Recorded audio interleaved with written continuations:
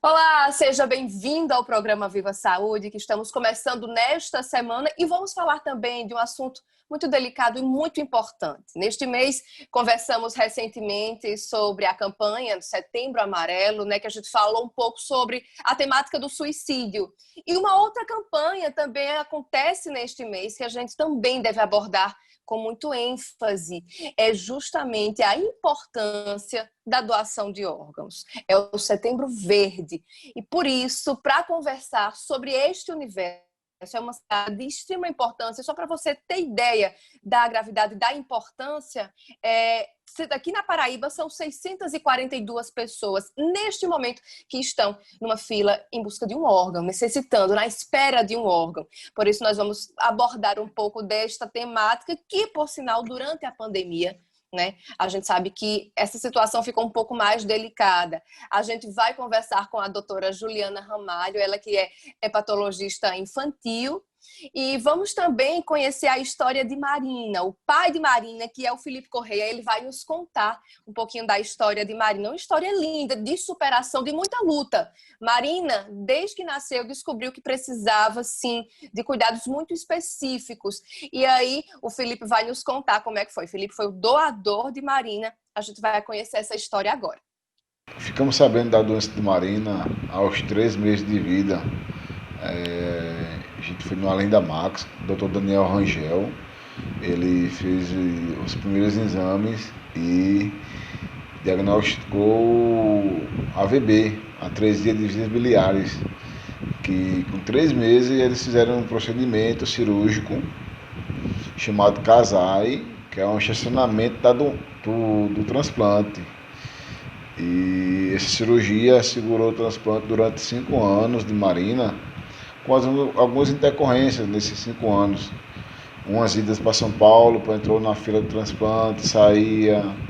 Outra intercorrência, entrou na fila, saía, ficava bem. Aí,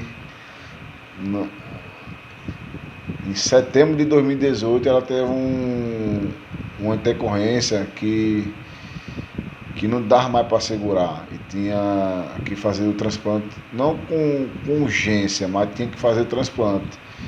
E em outubro ela foi para São Paulo com a mãe, que a mãe foi a primeira a ser doadora por ter o sangue compatível com Marina. E a mãe fez os exames lá com Marina, ela foi descartada por estar com peso acima. Então passou o meu peso e minha altura para a equipe médica, então trago o pai. E aí comecei o procedimento. Cheguei em São Paulo em outubro, fiz uns exames, fui compatível, só tinha que perder peso. Eu cheguei acima do meu peso lá em São Paulo para ser doador. Eu tive que eliminar 20 quilos, perdi 20 quilos em 4 meses, 5 meses por aí. E foi em março, dia 13 de março de 2019, a gente fez o transplante. E graças a Deus fez tudo bem. Estamos aqui com 1 ano e 6 meses de transplante, sem nenhuma intercorrência, graças a Deus permaneça assim. E é muito gratificante para mim como pai ser o doador dela, sabe? Dar o renascimento a ela novamente, sabe? Eu sou muito grato eternamente por isso. Pois é, gente, você viu só? Que depoimento bonito, que depoimento forte o do Felipe. Você saber que sua filha passa por uma situação tão delicada, mas que bom que teve um desfecho muito positivo, Eles conseguiram realizar o transplante e justamente para a gente contar os pormenores aí desta situação, nós vamos conversar com a doutora Juliana Ramalho, ela que é patologista infantil e que acompanhou de perto o caso de Marina. Doutora, muito obrigada pela sua participação aqui no programa Viva Saúde. Seja bem-vinda. Obrigada pelo convite, pela oportunidade de poder estar conversando com vocês sobre esse Setembro Verde, que é um mês tão importante no incentivo aí de doação de órgãos, que é para outras famílias possam ter o desfecho feliz de Marina. Pois é, doutora, a gente fala assim, doação de órgãos, a gente pensa que é uma realidade muito distante, Mas observamos que aqui na Paraíba mesmo, como eu falei no início, são mais de 600 pessoas na fila, de espera por um órgão. E então essa é uma realidade que ela não é muito difícil de ser encontrada. No país inteiro a gente vai encontrar, então, milhares de pessoas que passam por essa realidade. E quando se consegue fazer um transplante, acredito que você, como profissional que já acompanhou alguns casos, imagina essa importância de uma outra forma, né? Enxerga diferente, né? Essa questão do transplante. Sem dúvida, Mirna. A gente tem, na verdade, né, uma fila de espera muito grande para transplante de órgãos aqui no Brasil, embora no ranking mundial o Brasil seja um país que está aí no ranking como um país que transplanta bastante, mas a gente tem um grande problema em relação à fila, em relação à doação, em relação à família dizer o sim para que a gente possa estar captando essa doação de órgão e poder estar tendo esses desfechos, né, de permitir que uma família continue a ter uma vida saudável, né? Então, a gente tem essa possibilidade do transplante que a gente chama transplante do doador falecido, do doador cadáver, que são nesses casos que a gente depende da fila de espera. Em relação ao transplante especificamente de Marina, e é um tipo de transplante muito comum no universo pediátrico, a gente tem a segunda modalidade de doação, que é a doação intervivos, que é quando, em relação ao transplante hepático, o doador ele precisa ter o mesmo tipo de sangue da criança e ser aparentado até o 4º grau, ou seja, pai, tio, primo, e ser maior de idade. Aí, normalmente, o paciente sendo saudável, sendo compatível, a gente faz o transplante, geralmente, dependendo do tamanho da criança, mas o mais comum é com 2 segmentos, 2 pedacinhos do fígado, que são retirados do doador.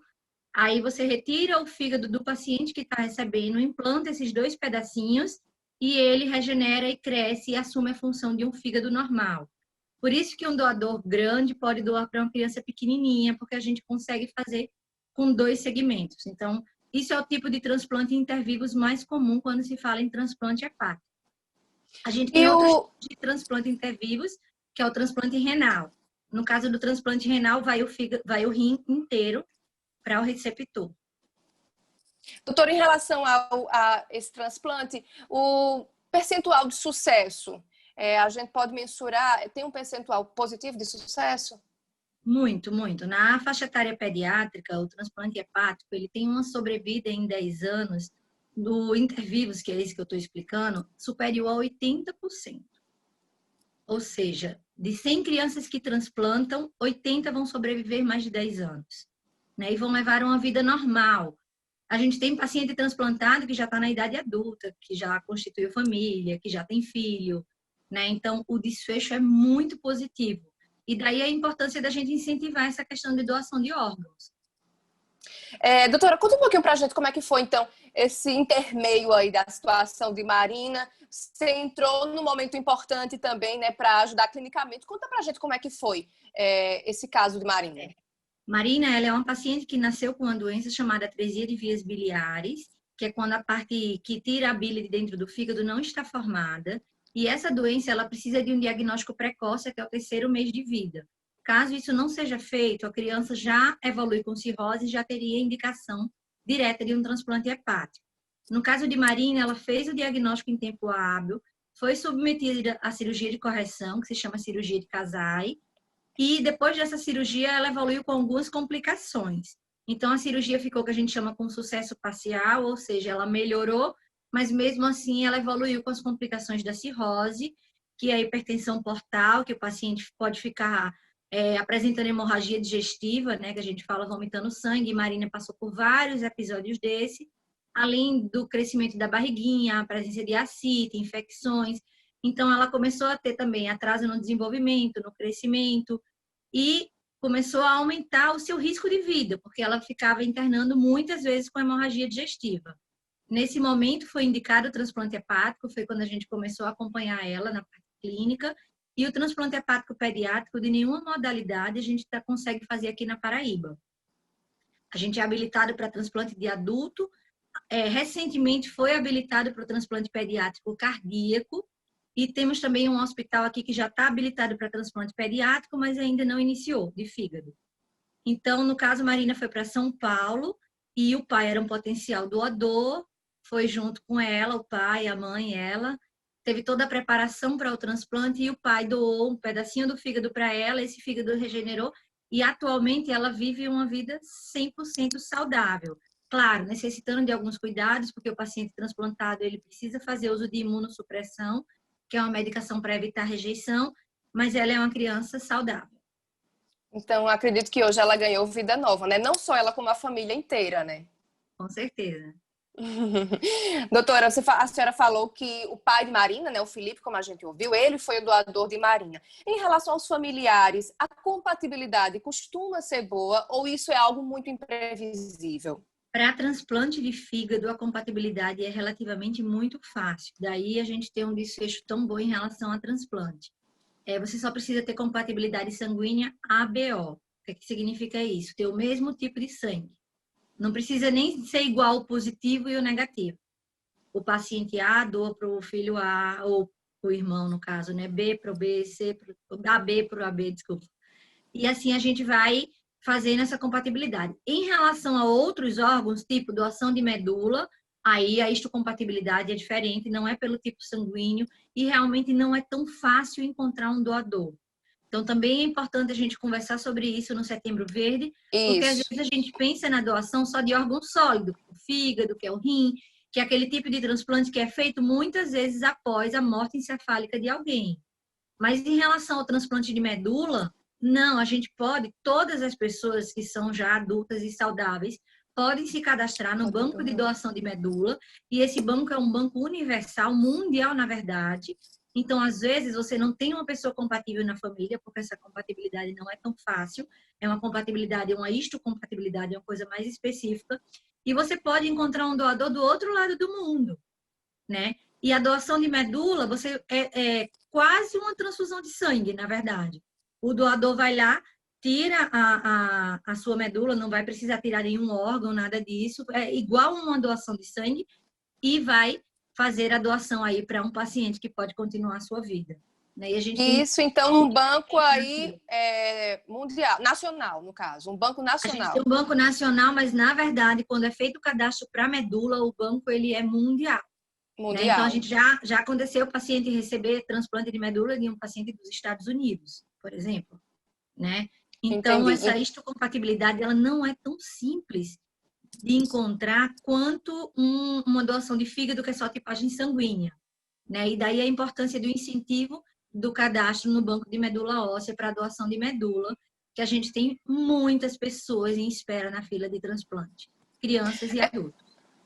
Doutora, a senhora falou que em relação aos transplantes pediátricos, né, a Paraíba ainda não realiza, vai começar a realizar, se Deus quiser, vamos noticiar isso várias vezes, né, os transplantes de coração.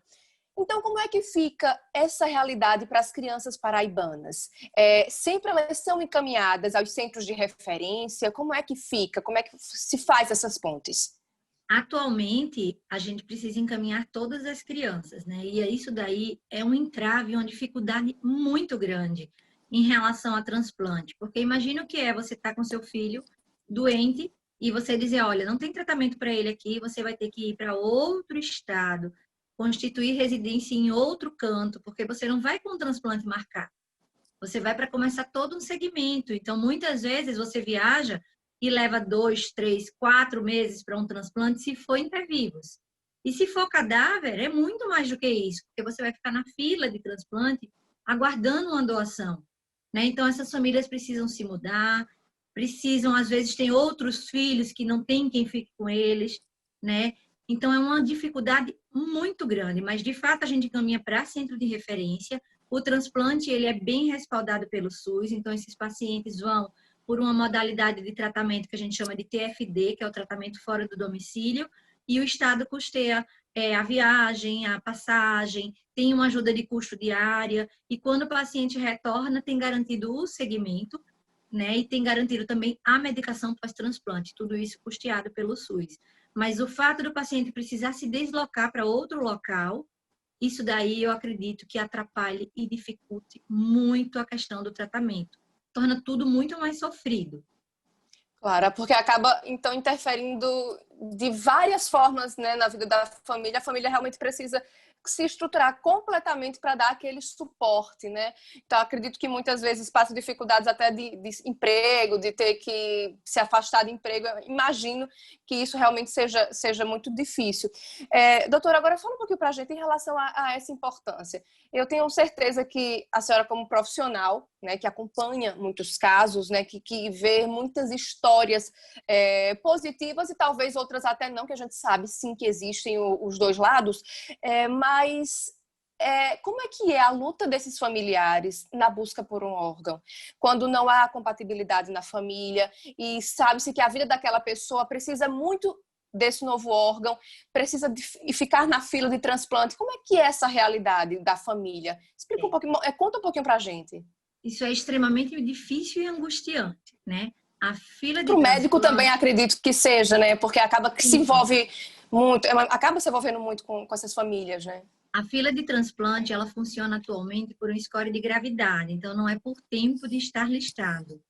Então, dependendo do órgão, por exemplo, especificamente em relação ao fígado, a gente tem uma pontuação chamada PELD-MELD, que ela depende da gravidade. Quanto mais grave o paciente está, maior é a pontuação. E aí ele fica na fila do órgão compatível. Por exemplo, existe a fila do A, do paciente que é tipo sanguíneo A, B, AB, e ele fica nessa fila. Normalmente, demora a captação, né? A gente não tem uma fila que ande rápido. Aqui na Paraíba, graças a Deus, eu acredito que a Rafaela vai falar mais à frente, né? A gente tem melhorado muito esses números de consentimento familiar para doação de órgãos, mas não é fácil você estar na fila esperando, isso é muito angustiante. E geralmente, quando você está entre os primeiros da fila, significa que você está muito grave. Ou seja, tempo é vida, né? Quanto mais tempo você espera na fila, mais grave você vai para o transplante e pior vai ser o seu desfecho, né? Então, a gente vê agora, durante a pandemia, por exemplo, que a gente viu que teve uma queda no número de transplantes muito grande, né, em relação à pandemia Covid, e as mortes na fila de transplante aumentaram muito, aumentaram mais que 40%, né? Porque se já é difícil a gente captar um órgão em situações normais, imagina durante a pandemia, que a gente tem toda a questão, né, do consentimento familiar, da certeza que o paciente não está contaminado, da logística aérea, muitas vezes, porque às vezes o órgão é captado num canto e ele vai para outro local, então a gente precisa dessa logística. Esse Então, trâmite tem que ser muito ágil, né? Tudo muito rápido. E essa espera na fila é muito dolorosa e muito difícil, né? É basicamente uma contagem regressiva, né, contra a morte e a favor da vida. Então, é muito difícil. E os pacientes, a gente vê relato de, às vezes, as famílias dizerem que quando está entre os primeiros da fila, eles ficam agarrados no celular esperando uma ligação para dizer que o órgão chegou, né? E essa minha pergunta que você fez agora, eu me lembrei, eu acho que é por isso que eu acabei indo nesse rumo, né? Eu acho que o destino pregou uma peça muito cedo. Ainda quando eu estava no último ano de medicina, eu fiz internato em Recife, no IMIP. E eu peguei uma criança lá que tinha uma doença hepática crônica e que estava precisando de um transplante. E todos os dias, quando eu chegava no hospital, ele me abordava e falava: tia, o meu fígado chegou. Oh, meu Né? Então, Deus. aquilo dali doía muito, porque assim, era como se eu viesse junto com o fígado. Né? E ele ficou muito tempo esperando na fila de espera por um transplante. Acabou que meu internato acabou e eu não sei realmente se ele conseguiu transplantar. Mas isso me marcou muito, porque até uma criança de 5, 6 anos já entende a espera por um órgão, né? E o sofrimento que ela tinha junto a isso. Entende, né? E é realmente um sofrimento, como a senhora falou, estar nas duas posições realmente acaba sendo muito difícil, porque ser um dos primeiros da fila tem a questão da gravidade, é muito difícil. E estar lá atrás, né? Então significa que você está relativamente com uma saúde razoável, porém lá atrás, ou seja, Precisando de um realmente transplante. parece que as várias situações de estar na fila do transplante realmente são situações bastante delicadas. E aí vale, mais uma vez, a gente estar ressaltando a importância de se doar os órgãos, né? E é uma decisão que hoje em dia cabe à família, no caso do doador, não do doador vivo, né? Mas cabe à família, doutora. Então, é importante que a gente faça esse apelo também, que as pessoas se abram um pouco mais a ouvir falar, a ouvir sobre o transplante, a conversar sobre o transplante. E muitas vezes perder, a gente tentar quebrar um pouco esse tabu, né? De falar, de discutir, de achar que é uma realidade longe da gente, mas não, né? Se com a perda de um ente querido a gente pode salvar outras pessoas, por que não, não é? Por que não? A gente já está sentindo aquela dor, por que não dar um pouco de vida a outras pessoas? Acho que gera até um sentimento bom quando a gente faz um ato desse, né? Gera até coisas muito positivas dentro da gente que nos ajuda até superar momentos tão difíceis. Então, acho que é importante a gente se abrir um pouco a ouvir sobre a doação de órgãos, né? Com certeza, né? E como você bem falou, a gente precisa conversar isso com a família, porque na legislação brasileira, a doação ela só é permitida, só é consentida com autorização familiar. Então, seus familiares precisam estar cientes que você, né, é um doador, porque eu sempre falo, esse Setembro Verde é uma campanha muito importante, porque é agora que a gente tem que conversar sobre isso. Porque na hora da dor, na hora da perda, geralmente os pacientes que evoluem para a morte encefálica são pacientes que vêm de situações drásticas, de situações bruscas, né? Então, não é aquele paciente que já vinha doente, que a família já vinha se preparando, que já tinha um luto, e que você consegue passar por um processo de doação. Geralmente, os pacientes que evoluem com morte encefálica são pacientes que foram acometidos por um acidente automobilístico, por um acidente vascular encefálico, por um trauma, por uma queda. Então, são situações que a gente não está preparada, né? A gente não está preparado para perder aquele ente. Então, se você já não tem isso muito definido na sua cabeça, já não conversou com sua família, não está tudo bem certinho de que você, sim, tem o desejo de ser um doador, a família não consegue nem parar para pensar sobre isso na hora da dor, né? Daí a grande importância dessas campanhas de conscientização. Porque se isso fosse uma coisa natural na nossa cultura, na nossa sociedade, né, que a morte encefálica é um diagnóstico seguro para a gente poder evoluir, para perder o medo de estar doando os órgãos, a gente teria uma realidade muito diferente. E quando a gente vê histórias positivas, como a história de Marina, como a história de tantas outras crianças, que aqui na Paraíba a gente já tem várias, que são crianças que têm uma vida completamente saudável, uma vida de uma criança que nem parece que é transplantada, que é como a gente fala. Se você não levantar a blusinha para ver a cicatriz, você nem vai saber que aquele paciente é transplantado, né? E quando você vê essa vida do outro lado, eu acho que fica muito mais fácil você dizer sim para a doação. Porque você vê o sentido do que é uma doação, né? Isso, com certeza. Doutora Juliana, quero lhe agradecer pela participação, por estar dividindo um pouco aí das histórias, né, que a senhora teve o privilégio de ajudar, né, o privilégio de participar. Muito obrigada pela sua participação aqui no programa Viva Saúde.